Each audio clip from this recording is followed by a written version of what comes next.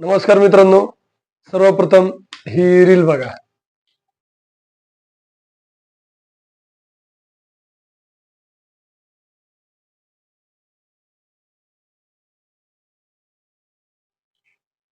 पहिली तर या रील मध्ये जो रोड आहे त्या रोड मध्ये खड्डा आहे आणि त्या खड्ड्यामध्ये पाणी साठलेलं आहे. परंतु त्या टू व्हीलरवाला आणि त्याच्या पत्नीला त्या खड्ड्याचा अंदाज येत नाही आणि त्या अक्षरशः त्या गाडीचं चाक त्याच्यात जातं आणि तो पलटा पडतो. आता किती लागलं असेल, काय लागलं असेल, जीव राहिला असेल नसेल ते आपल्याला माहित नाही, ते त्याला परमेश्वराला आणि त्यालाच माहिती. परंतु मला तुम्हाला सर्वांना एक सांगायचंय की सध्या पावसाचे दिवस आहेत, रस्त्याने जागोजागी खड्डे झालेले असतात, काही चेंबर उघडे असतात, तर तेही चेंबर भरून पाणी जात असतं आणि तिथं आपल्याला खड्ड्याचा अंदाज येत नाही. टू व्हीलरचं चाक जातं आणि आपण पडतो आणि आपलं नुकसान होतं.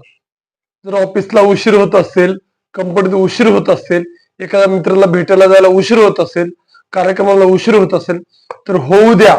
तुमच्या कंपनी बंद पडणार नाही, ऑफिस बंद पडणार नाही, कुठला कार्यक्रम बंद पडणार नाही.